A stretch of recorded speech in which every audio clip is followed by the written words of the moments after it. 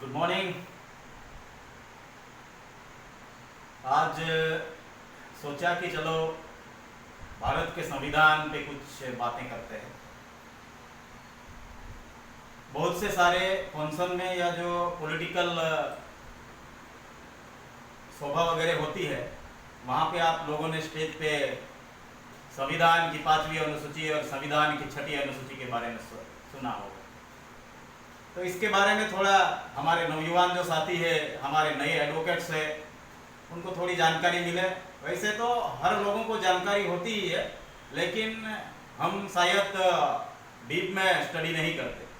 और 5th schedule और 6th schedule का जहाँ तक बात है वो सिलेबस में रखी नहीं है, और इसके हिसाब से हमारे जो नौजवान साथी पढ़ते हैं, मानो कि ग्रेजुएट हो जाते हैं, हर डिपार्टमेंट हो, या आर्ट्स हो, साइंस हो, कॉमर्स हो, पॉलिटिकल साइंस में शायद ये पढ़ने को मिल सकता है, लेकिन वो सिलेबस में भी ये चीज़ें नहीं होती। और लॉ का जो सिलेबस है उसमें भी 5th शेड्यूल और 6th शेड्यूल नहीं रखा है। तो सोचा कि नौजवान साथियों के लिए हम थोड़ी बात रखें। तो भारत के संविधान में जब संविधान बना था तो भारत के संविधान में कुल 8 अनुसूची रखी गई थी, और 8 अनुसूची में से 5वीं अनुसूची और 6ठी अनुसूची बहुत ही महत्वपूर्ण अनुसूची है। भारत देश का जो सिस्टम है वो कैसे चलेगा, वो अनुसूची 1, 2, 3, 4, 7, 8 उसमें रखी थी। लेकिन जो देश के आदिवासी है वो आदिवासी अपने क्षेत्र में कैसे संचालन करेंगे, उनके विकास और कल्याण के लिए क्या क्या करेंगे, उनके लिए क्या करना चाहिए, इसके लिए संविधान में 5वीं और 6ठी अनुसूची रखी गई। 5वीं अनुसूची देश के 10 राज्यों में लागू की गई है। उसमें गुजरात, मध्य प्रदेश, महाराष्ट्र, राजस्थान, छत्तीसगढ़, हिमाचल प्रदेश, ऐसे कुल 10 राज्य उसमें शामिल किए गए हैं। और 6ठी अनुसूची में 5 राज्य शामिल किए गए हैं, मिजोरम, त्रिपुरा, मेघालय। उसमें जो लास्ट में जो स्टेट शामिल हुआ वो जो वहां का जो परिषद है उसे शामिल किया गया था। तो ऐसे करके तकरीबन भारत के 15 राज्यों में 5वीं और 6ठी अनुसूची लागू है, यानी कि भारत के 15 राज्य आदिवासी बहुल क्षेत्र के राज्य है। 5वीं और 6ठी अनुसूची में डिफरेंस ये है कि 5वीं अनुसूची में जो ट्राइबल एडवाइजरी काउंसिल है जो 20 सदस्य की बनी हुई रहती है, उसको गवर्नर अपॉइंट करता है। और गवर्नर और वो 20 सदस्यों की ट्राइबल एडवाइजरी काउंसिल वो दोनों बैठकर 5वीं अनुसूची क्षेत्र में क्या क्या करना है वो उसका निर्णय वो लोग करते हैं। जबकि 6ठी अनुसूची में 30 सदस्यों की काउंसिल बनती है, वो इलेक्टोरल मेंबर होते हैं, उनको जनता चुनकर जो भेजती है वो 30 सदस्यों की काउंसिल वहां पे तय करती है। और 5वीं अनुसूची और 6ठी अनुसूची में डिफरेंस ये है कि 6ठी अनुसूची में जो काउंसिल बनती है उनको सारे लॉ बनाने का पावर्स है, उनको आईपीसी के तरह डिसीजन लेने का पावर्स है, उनको सीपीसी की तरह डिसीजन लेने का पावर्स है। तो यानी कि वो न्याय प्रणाली प्रक्रिया भी वो खुद वो काउंसिल वहां पे कर सकती है, और 5वीं अनुसूची में ये पावर्स नहीं है। तो कुल मिलाकर जितने पावर 6ठी अनुसूची में है इतने पावर 5वीं अनुसूची में नहीं है। लेकिन दोनों में एक सेम बात यह है कि राज्य या केंद्र का कोई भी कानून 5वीं और 6ठी अनुसूची में सीधे सीधे लागू नहीं होता है। अगर लागू करना है तो गवर्नर उसको अमेंडमेंट करके या फिर उसको नोटिफिकेशन करके उसको लागू करता है, और गवर्नर जब तक नोटिफिकेशन नहीं करता तब तक राज्य और केंद्र का कोई भी कानून 5वीं अनुसूची में लागू नहीं होता। दूसरी एक बात यह भी है कि 5वीं अनुसूची में यह प्रावधान किया गया है कि भारत के संविधान में कहीं भी कुछ भी लिखा हो लेकिन 5वीं अनुसूची के प्रावधानों को खंडित करता हो या उसको हनन करता हो, ऐसा कोई भी कानून 5वीं अनुसूची क्षेत्र के लिए बनाया नहीं जाएगा।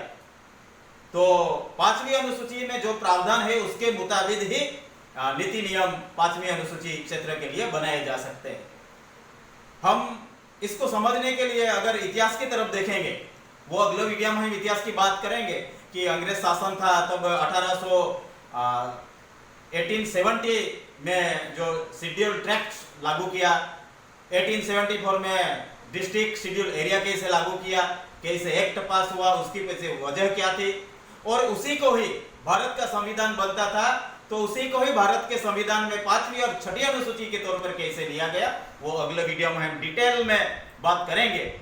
लेकिन ये 5th और 6th शेड्यूल का ये जो थोड़ी सी बात हम चर्चा करते थे, हर दूसरा जो एरिया है उस एरिया से 5वीं अनुसूची एरिया में और 6ठी अनुसूची में एरिया में जो विधि विधान लागू करना है, कानून लागू करना है, उसकी प्रणाली अलग है। तो गुजरात की हम बात करें तो गुजरात के जो पहले 1850 में जो नोटिफिकेशन हो गया था, लेकिन उसके बाद 1961 में गुजरात और महाराष्ट्र अलग हुआ और फिर से 1977 में यानी कि 1977 में नोटिफिकेशन करके जो टीएसपी दी, ट्राइबल सब प्लान का जो एरिया था, वो पूरे एरिया को कवर करके उसको नोटिफिकेशन ऑनरेबल प्रेसिडेंट ने 1977 को जो नोटिफिकेशन किया था, उसमें गुजरात के लिए जो 14 ट्राइबल सब प्लान थे उस एरिया को 5वीं अनुसूची क्षेत्र जाहिर किया है। वो उमरगाम से अंबाजी तक जितना भी क्षेत्र है उसमें 5884 गांव है जो 5वीं अनुसूची क्षेत्र में आते हैं। और 5वीं अनुसूची क्षेत्र को समझने के लिए इतना ही समझना है कि उसका पावर विधानमंडल को नहीं होता। 5वीं अनुसूची का पावर ट्राइबल एडवाइजरी काउंसिल और गवर्नर को होता है। और 5वीं अनुसूची में जो जो प्रावधान किए गए हैं वो प्रावधान को खंडित करता हो ऐसा कोई भी कानून ये क्षेत्र में बना नहीं सकते। अगर आप बनाओगे भी तो ऑनरेबल हाई कोर्ट या सुप्रीम कोर्ट में अगर जाएगा तो वो रद्द हो जाएगा, क्योंकि ऐसे कानून बनाकर वो जो 9 शेड्यूल में भी रख नहीं सकते हम, क्योंकि एक प्रावधान है। पहले जो 8 सूची थी, 8 सूची को उसमें 1951 में पहला जो अमेंडमेंट हुआ था उसमें 9 सूची शेड्यूल जोड़ा गया था। और ऐसा कहा जाता है, ऐसा प्रावधान है कि जो कोई भी कानून फंडामेंटल राइट को लेकर अगर बना हो अमेंडमेंट करके, अगर वो 9 शेड्यूल में चला जाता है तो ऑनरेबल हाई कोर्ट और ऑनरेबल सुप्रीम कोर्ट उस पर रिव्यू नहीं कर सकते। लेकिन 5th शेड्यूल के बारे में ऐसा नहीं है, इसीलिए हम अगले जो वीडियो है उसमें डिटेल में चर्चा करेंगे किस तरह। लेकिन ये जो गुजरात के 5884 गांव है, कुल 53 जो तहसील है उसमें 5th शेड्यूल लागू है। और ट्राइबल एडवाइजरी काउंसिल के बगैर, उसके सिग्नेचर के बगैर ट्राइबल एडवाइजरी काउंसिल जब तक निर्धारित नहीं करती, जब तक तय नहीं करती, तब तक 5th शेड्यूल एरिया में कोई भी कानून लागू नहीं होता है।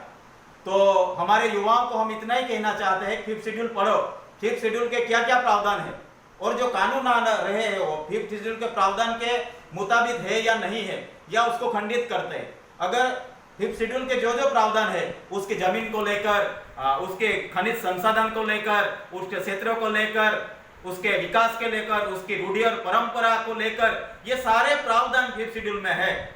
अगर जो भी नए कानून आ रहे हैं वो ये सारे प्रावधान को अगर खंडित करते हो या उसको रद्द करने की उसमें जो प्रावधान है तो वो कानून संवैधानिक नहीं है, वो कानून शुरू से ही असंवैधानिक है। लेकिन हमारे जो पावर है वो टीएससी, गवर्नर और ऑनरेबल हाई कोर्ट और सुप्रीम कोर्ट को ही है। इसीलिए हमको अगर ऐसा लगता है कि ये जो कानून आए हैं वो हमारे 5th शेड्यूल के प्रावधान को उल्लंघन कर रहे हैं, उसको डैमेज कर रहे हैं, तो हम ऑनरेबल हाई कोर्ट और सुप्रीम कोर्ट जा करके वो कानून को ही रद्द करवा सकते हैं। ऐसे प्रावधान आदिवासियों के लिए 5th शेड्यूल में है और ये संवैधानिक प्रक्रिया है, संवैधानिक प्रावधान है, संवैधानिक प्रावधान है, संवैधानिक पावर है आदिवासियों को।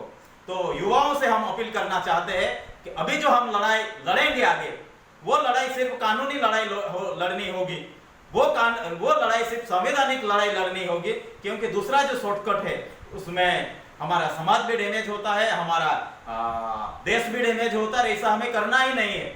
हमें सिर्फ संवैधानिक फाइट कर देनी है और सरकार को भी यह डिमांड करने की है तो कि भारत के संविधान में जो भी प्रावधान है, जो भी हमारे लिए पावर्स रखे वो हमें दो, वो अधिकार के मुताबिक हमें हमारा क्षेत्र संचालित करो। अगले वीडियो में हम डिटेल में उसका इतिहास के बारे में चर्चा करेंगे।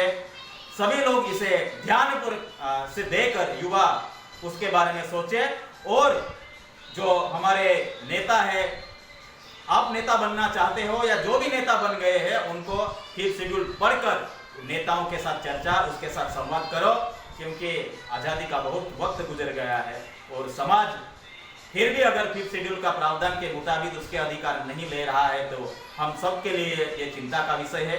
मुझे उम्मीद है आप वीडियो को अच्छी तरह समझोगे और पढ़ने की कोशिश करोगे। सबका धन्यवाद। आपकी जय।